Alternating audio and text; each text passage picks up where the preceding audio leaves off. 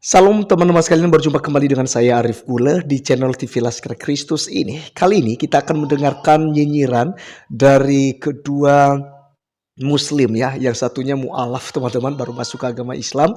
Dan yang satunya memang Islam. Dan mereka ini selalu nyinyir tentang pelajaran-pelajaran Alkitab. Tapi buat saya, silakan saja ya. Atau juga begitu kalian viralkan tentang ayat-ayat Alkitab, akan semakin banyak orang yang akan penasaran dengan Kristen, dengan kitab suci Alkitab, dan mereka akan membaca. Ketika mereka membacakan dan mendengarkan, iman akan timbul. Dan jangan heran kalau banyak orang akan berbondong-bondong masuk ke agama Kristen. Teman-teman sekalian, sebelum kita berkomentar, seperti biasa kita nonton video mereka yang ada berikut ini. Lihat esensi Tuhan dulu ya di dalam perjanjian lama atau kitab Taurat atau kitab Tanakh. Kita lihat esensi Tuhan dan sifat Tuhan. Pertama sekali adalah Tuhan itu di dalam Ulangan 24 ayat 16 dinyatakan, janganlah ayah dihukum mati karena anaknya, janganlah juga anak dihukum mati karena ayahnya, setiap orang harus dihukum mati karena dosanya sendiri. Itu perintah siapa itu? Itu Tuhan Bani Israel atau Yod-Heh-Wawi atau Yihawihah. Atau kalau dipanggil orang Yahudi sekarang adalah Hashem. Nah, proper name itu nama yang pantas untuk Tuhan. Kita bisa memanggil Allah dengan sebutan Ya Malik, Al-Qudus, Ar-Rahman, Ar-Rahim. 99 nama Allah dengan nama dia sendiri adalah 100. Jadi Yod-Heh-Wawi yang ada tertulis di dalam kitab Torah ini memiliki sifat seperti ini. Dia mengatakan bahwa janganlah ayah dihukum mati karena anak. Dan anehnya di perjanjian baru yang terjadi adalah seorang anak yang datang dari Tuhan mati menanggung dosa umat manusia. Itu dulu. Di Galatia itu ya. Ya, teman-teman sekalian, itulah ocehan mereka berdua mengenai ayat kitab suci di perjanjian lama, yaitu di kitab Ulangan pasal 24 ayat yang ke-16. Teman-teman sekalian, inilah orang-orang yang nyinyir tentang iman Kristen ya. Karena mereka tidak akan paham, teman-teman sekalian, bagaimana Allah berkarya dalam pekerjaan tangannya. Mulai dari penciptaan manusia, teman-teman sekalian, itu tidak dijelaskan secara detail dalam Al-Quran. Ketika Tuhan menciptakan manusia, Adam dan Hawa, kata mereka itu, Tuhan hanya berfirman, kun fayakun, kata mereka. Padahal di Alkitab dengan jelas Tuhan mengambil atau menciptakan manusia itu dari debu tanah, dibentuknya sehingga menjadi seorang sosok manusia. Lalu Tuhan menghembuskan ruh di dalam hidupnya sehingga disebut sebagai makhluk hidup. Di dalam Al-Quran itu tidak dijelaskan secara detail, sehingga mereka ini suka cari-cari tahu di dalam Alkitab ya. Walaupun mereka selalu katakan bahwa Alkitab sudah dipalsukan, sudah tidak betul gitu. Dan akhirnya ya, dengan cara-cara mereka ini kita bersyukur banyak orang menjadi percaya kepada Tuhan Yesus Kristus ya. Teman-teman sekalian, kita akan baca karena dia hanya mengutip satu ayat, yaitu di dalam ayat yang ke-16 mengenai hukum yang diberikan kepada orang-orang Israel. Teman-teman sekalian ya, tentu saja begitu mereka keluar daripada tanah Mesir, diberikanlah undang-undang ini kepada mereka. Ya, maka kita akan baca apa yang disampaikannya. Janganlah ayah dihukum mati karena anaknya, janganlah juga anak dihukum mati karena ayahnya. Setiap orang harus dihukum mati karena dosanya sendiri. Jadi teman-teman sekalian, di dalam sistem orang-orang Yahudi pada waktu itu, ketika ada orang yang buat salah, misalnya dari keluarga si Anu, nah maka dia akan dihukum beserta keluarganya gitu ya. Misalnya ayahnya yang mencuri, yang dihukum anaknya, atau anaknya yang mencuri, yang dihukum ayahnya. Makanya firman ini disampaikan kepada mereka oleh Musa supaya mereka tidak melakukan hukum semacam itu ya. Teman-teman, kita melihat ya, saya akan bacakan buat kita supaya kita mengerti tentang bagian firman Tuhan ini dengan perikop tentang melindungi sesama manusia ya. Kita akan bacakan teman-teman sekalian dari ayatnya yang ke-6. Firman Tuhan katakan begini. Janganlah mengambil kilangan atau batu kilangan atas sebagai gadai, karena yang demikian itu mengambil nyawa orang sebagai gadai. Apabila seseorang kedapatan sedang menculik salah seorang saudaranya dari antara orang Israel, lalu memperlakukan dia sebagai budak dan menjual dia, maka haruslah penculik itu mati. Demikianlah harus kau hapuskan yang jahat itu dari tengah-tengahmu. Hati-hati dalam hal penyakit kusta, dan lakukanlah dengan tepat segala yang diajarkan imam-imam orang Lewi kepadamu. Apa yang kuperintahkan kepada mereka haruslah kau melakukan dengan setia. Ingatlah apa yang dilakukan Tuhan Allahmu kepada Miriam pada waktu perjalananmu keluar dari Mesir. Apabila engkau meminjamkan sesuatu kepada sesamamu, janganlah engkau masuk ke rumahnya untuk mengambil gadai daripadanya. Haruslah engkau tinggal berdiri di luar, dan orang yang kau beri pinjaman itu haruslah membawa gadai itu keluar kepadamu. Jika ia seorang miskin, janganlah engkau tidur dengan barang gadaiannya. Kembalikanlah gadaian itu kepadanya pada waktu matahari terbenam, supaya ia dapat tidur dengan memakai pakaiannya sendiri dan memberkati engkau. Maka engkau akan menjadi benar di hadapan Tuhan Allahmu. Janganlah engkau memeras pekerjaan harian yang miskin dan menderita, baik ia saudaramu maupun seorang asing yang ada di negerimu, di dalam tempatmu. Pada hari itu juga haruslah engkau membayar upahnya sebelum matahari terbenam. Ia mengharapkannya karena ia orang miskin, supaya ia jangan berseru kepada Tuhan mengenai engkau, dan hal itu menjadi dosa bagimu. Janganlah ayah dihukum mati karena anaknya. Janganlah juga anak dihukum mati karena ayahnya, sebab orang harus dihukum mati karena dosanya sendiri.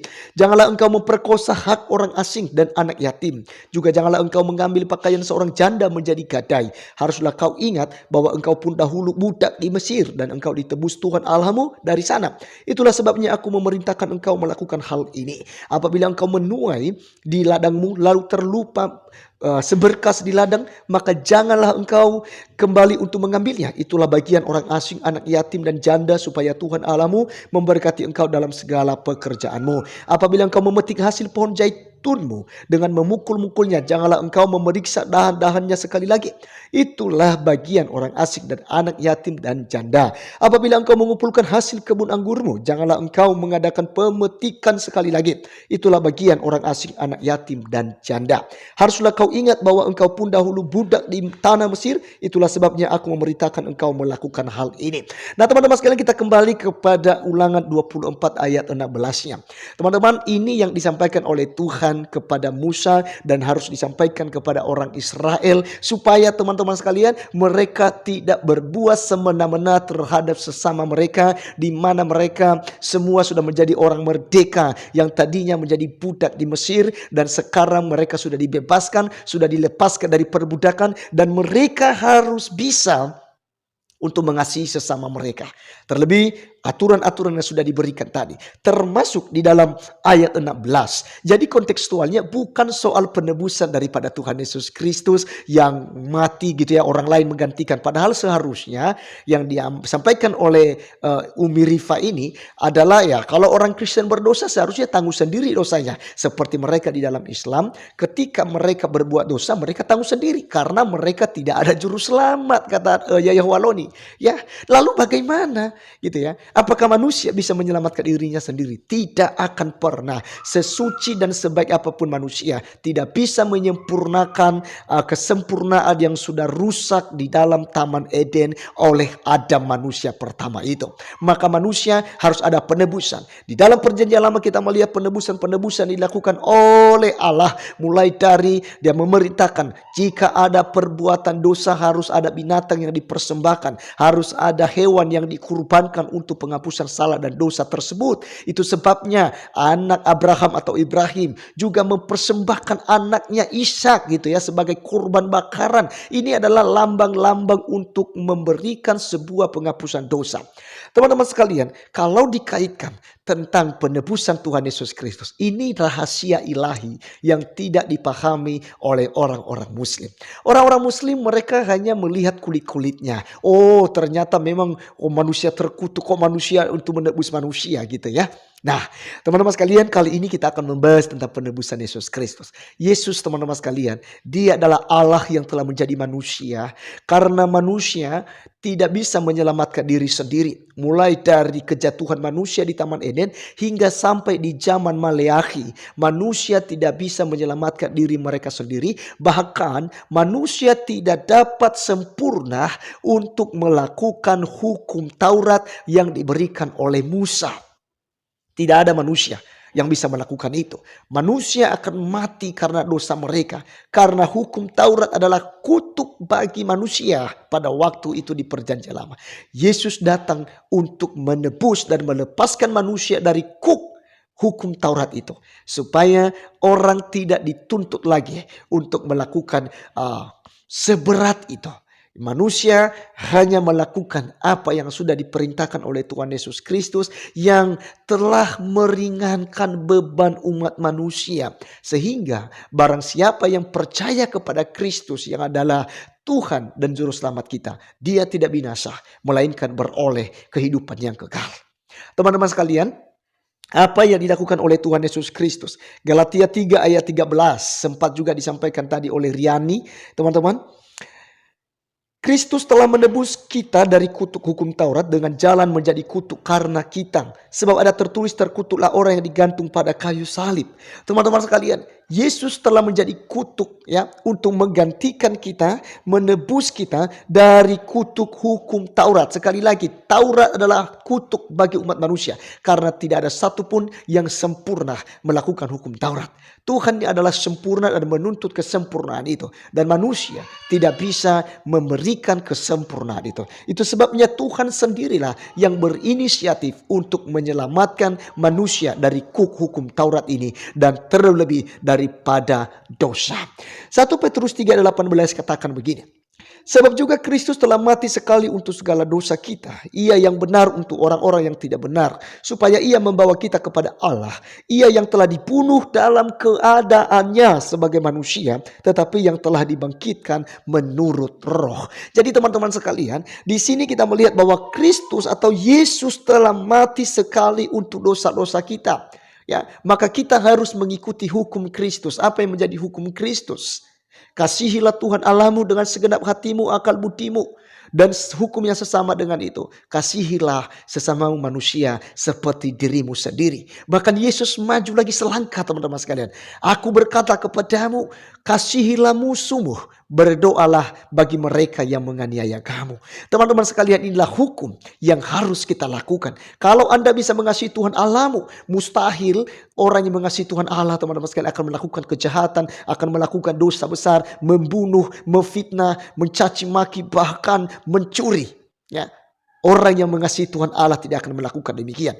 Kalau juga ada orang yang mengasihi Tuhan Allah, tidak akan mungkin dia akan percaya kepada dukun-dukun, tidak akan percaya dengan dosa penyembahan berhala, tidak percaya dengan pohon-pohon, tidak percaya dengan batu-batu, tidak percaya dengan ukiran-ukiran tangan manusia lalu disembah menjadi Tuhan. Ya, kalau kita mengasihi Tuhan Allah kita. Karena di situ tercantum hukum Taurat. Kemudian, kasihilah sesama manusia seperti dirimu sendiri. Orang yang mengasihi sesamanya tidak akan mungkin dia mencuri apa yang dimiliki oleh sesamanya. Dia tidak akan menyakiti sesamanya. Dia tidak akan membunuh, memperkosa, bahkan melakukan hal-hal yang tidak senonoh terhadap sesamanya jika dia mengasihi sesamanya manusia. Maka teman-teman sekalian, inti daripada hukum Taurat semua di situ. Makanya Yesus katakan, dari kedua hukum ini tercantum semua hukum Taurat. Jadi ketika Anda percaya kepada Tuhan Yesus Kristus, dua hukum yang harus dan wajib Anda lakukan. Kasihi Tuhan Allah dan juga kasihi sesama manusia. Kalau kamu sudah melakukan hal ini, kamu akan menjadi laskar Kristus, pengikut Tuhan Yesus. Jadi teman-teman sekalian, ingat Yesus mati di atas kayu salib untuk menebus dosa kita, untuk menyelamatkan kita. Karena Yohanes 3:16 berkata, karena begitu besar kasih Allah akan dunia ini, sehingga ia telah mengaruniakan anaknya yang tunggal, supaya setiap orang yang percaya kepadanya tidak binasa, melainkan beroleh hidup yang kekal. Jadi jika Anda percaya kepada Tuhan Yesus Kristus, maka Anda akan diampuni dosanya, Anda akan disucikan dari air dan firman, maka Anda berhak menerima keselamatan hidup kekal di akhirat. Terima kasih teman-teman sekalian. Saya Arif Gula undur diri. Sampai ketemu di video saya selanjutnya. Tuhan Yesus memberkati kita. Salam.